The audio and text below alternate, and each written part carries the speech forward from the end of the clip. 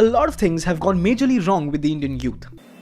I came across this video the other day criticizing the Indian youth, and as a member of that demographic, I felt like I could say a few things. Especially the Indian millennial generation. The first and foremost thing being Americanization.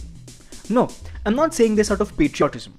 I'm saying this simply because it's highly stupid. We really overestimate how Indian we are. Indian cultural ideology, which is the way we think and act, which in my opinion is the most important part of culture, is completely different from what it was 200 or 400 years ago. And even the most admirable parts of that cannot be revived. At best we can manage a cheap imitation, and it's always done by force to illustrate North and South Korea. Between the two, North Korea has been more culturally conservative and South's been more open and welcoming of Western influence. So preserving culture doesn't really work.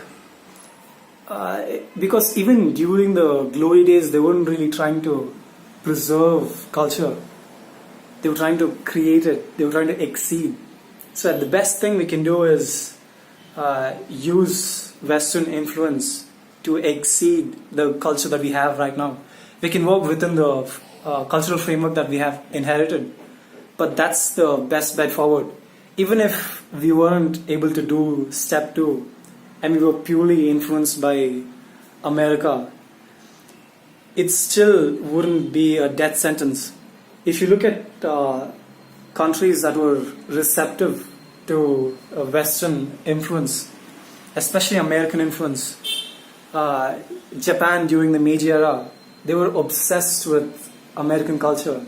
You have to look this up. They were absolutely infatuated with American culture, and this actually put them in a really good spot. And American influence is inevitable because America is the biggest cultural exporter in the world right now. So not only is it inevitable, it could be productive for the culture that we have and an overall good trajectory for us. We all love watching Hollywood movies, TV shows, Korean dramas and other international films. And why shouldn't we? They're awesome.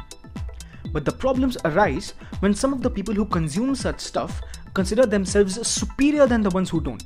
First things first, you are able to watch these shows because you can afford to. The tone of this whole video is ironically very condescending. While arrogance does have its charm, it is good to remember that there's so much uncertainty and luck involved in your position at any particular amount of time, any particular point of time. And there's a bit of humility to be extracted from that. That's just called being self-aware. That being said, I do understand their preferences. People tend to prefer people who have had the same influences and have the same tastes that they do. So before traveling to Goa and putting up the trips pictures on Instagram, travel to at least one of the thousands of villages in India and you'll know how privileged you are. You'll know how the movies that you call dumb are sometimes the only source of entertainment and escape for the lower class, which forms a major chunk of the Indian population. But knowing that doesn't really change the quality of those films. When you sit there and complain about Indian cinema, ask yourself if you go and see movies like Tamasha, Swades, Newton, Rocket Singh, Trapped and Jagga Jasoos in their theatres.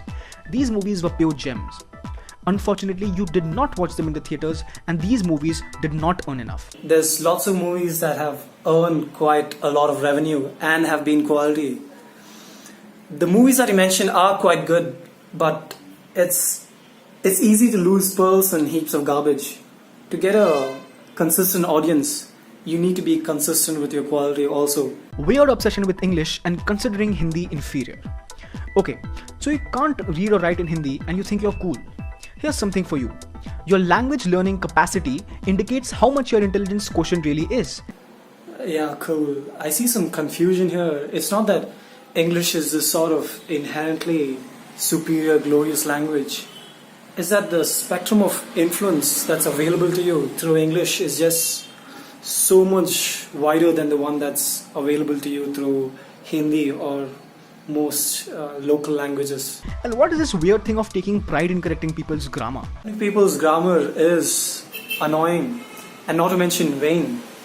But do remember that well-spoken people are, in general, more favorably perceived, and there's not really much use complaining about that. Plain crazy thing that has happened is that a few of us have started to speak in this weird wannabe American fake accent. Not just that it's weird, it's that people can tell.